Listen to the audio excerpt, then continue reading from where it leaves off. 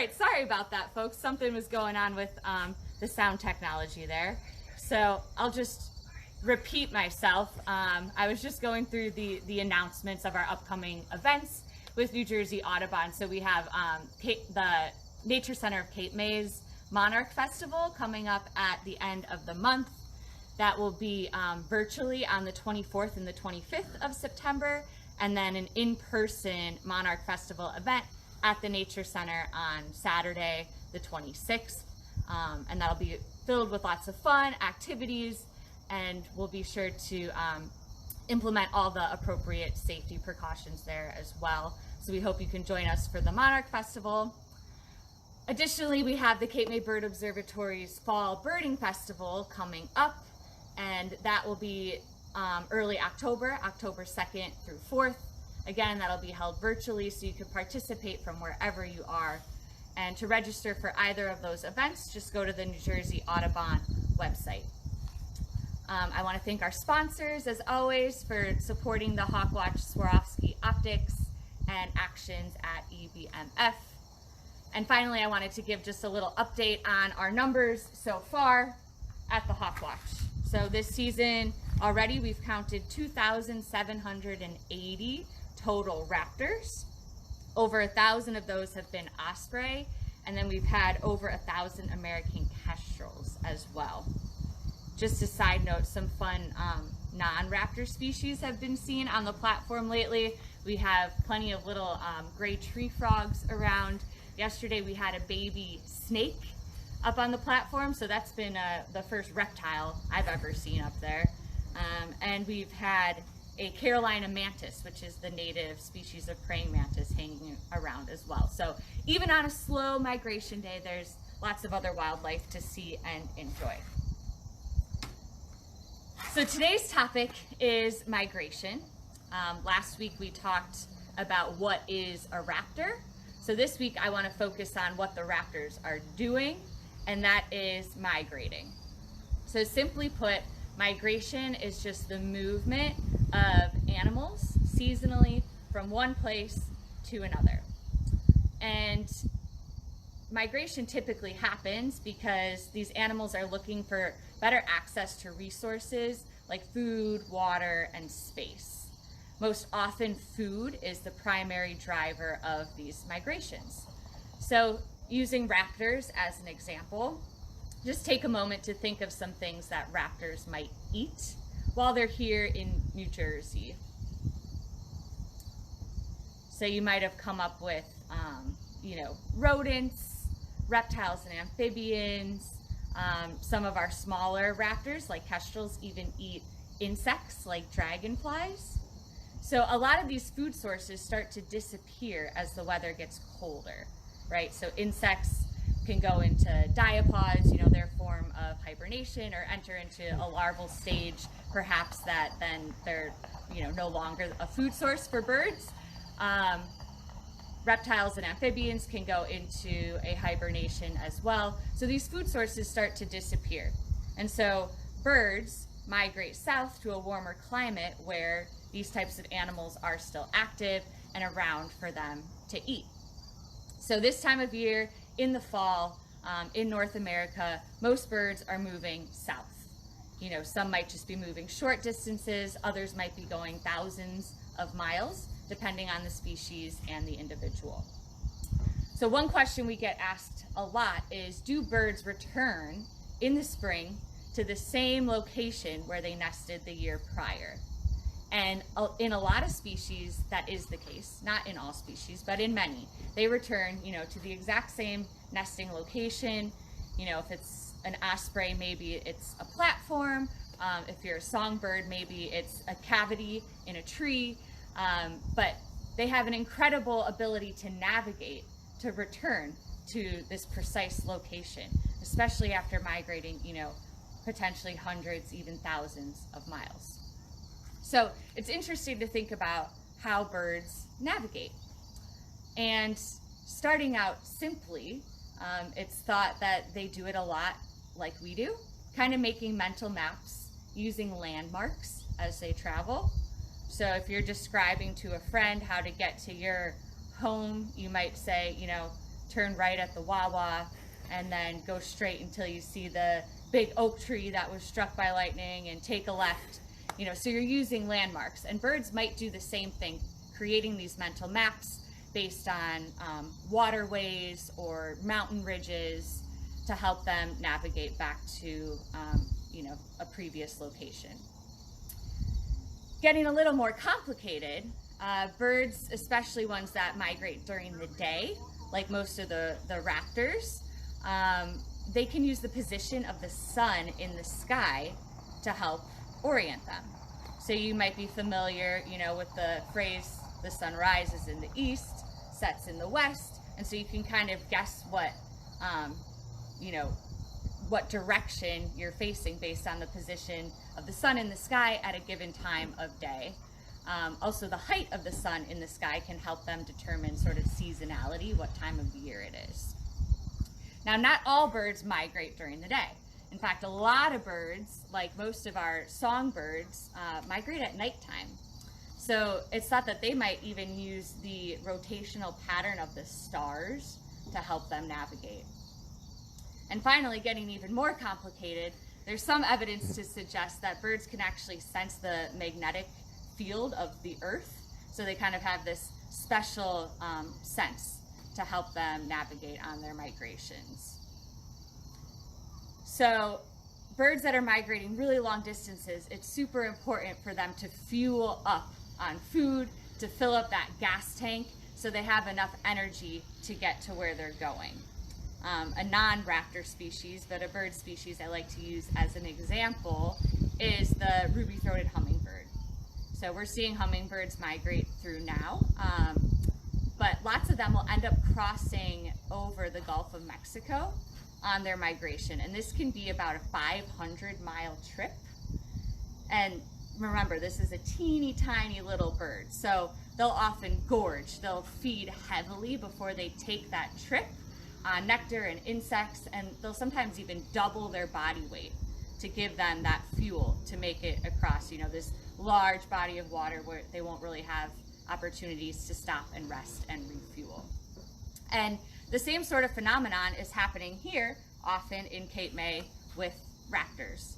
So when they get here and they see they have to cross out over the Delaware Bay, often they'll hang around for a few days and fuel up, wait for the right conditions before continuing on their migration. And when I say right conditions, I'm talking about you know, weather and wind conditions.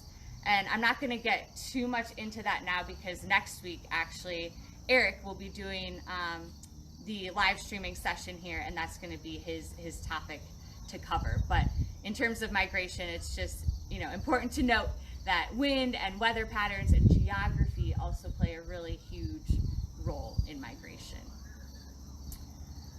So there are also different species that migrate, you know, through Cape May as well, that are non-bird species, including insects like dragonflies and monarch butterflies.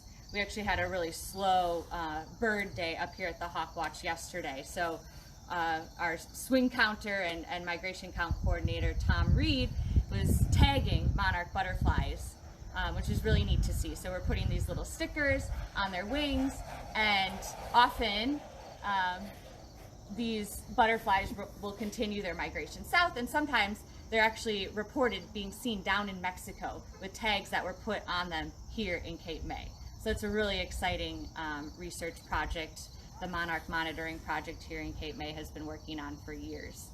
And again, if you want to learn more about monarchs and their migration, you can look into the Cape May Nature Center at Cape May's Monarch Festival coming up. Now, migratory birds and other migratory wildlife species definitely face a lot of challenges along their migration. So these challenges can include collisions, right, with tall buildings and structures. So I know a lot of folks in the Northeast region were called on Monday night of this week, I believe, to go lights out at night. It was predicted to be a big bird migration night. And again, these songbirds and other birds that are nocturnal migrants can get confused by bright lights at night. So that's definitely one challenge that they face. Another big one is climate change, the use of pesticides, feral cats, and probably one of the biggest ones is habitat loss. So these birds, not only need quality habitat for nesting and at their wintering grounds, but they need stopover habitats along the way where they can rest and refuel. So that leads me into our raptor of the week, which is the American kestrel. So here's our kestrel. I'll hold it up to the sky so it's realistic for you. On Monday, over 700 American kestrels were counted migrating past the Hawkwatch in a single day. So that was a huge kestrel flight. And that's really great to see, because I was just talking about habitat loss. And this is a species that has suffered a little bit. Their numbers have been going down, and that could be in large part due to habitat loss. They're cavity nesters. So they nest inside of, holes in old trees. They're unable to make their own cavities, so they have to find somebody else's and utilize that.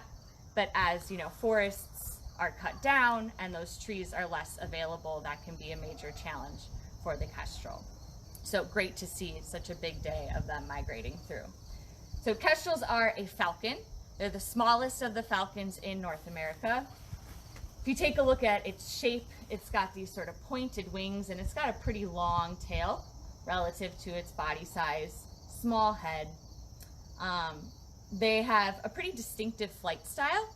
So they flap often, and they kind of have these weak, sort of floppy wing beats, as compared to maybe a merlin, another falcon, which has really more powerful, stiff wing beats. They're really beautiful birds. The adult males, they have sort of this like warm colored back, a red tail, and then bluish gray colored wings.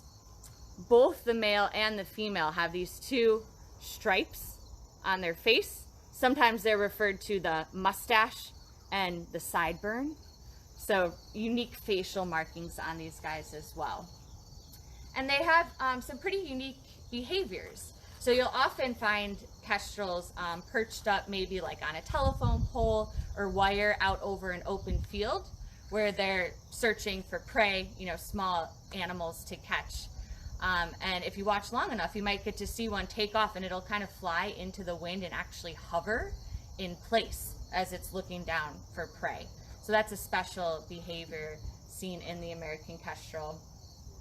And I said they eat small mammals. This includes dragonflies. And as I mentioned, we also have lots of dragonflies migrating through Cape May at this time. So we've seen up at the Hawkwatch a kestrel dive down, catch a dragonfly in midair, and it'll actually munch on the dragonfly on the wing. It doesn't have to come down and land to enjoy its meal. It can eat right out of its talons as it's flying. So really cool birds. We'll continue to see more of them throughout the season. I could show you this little chart here.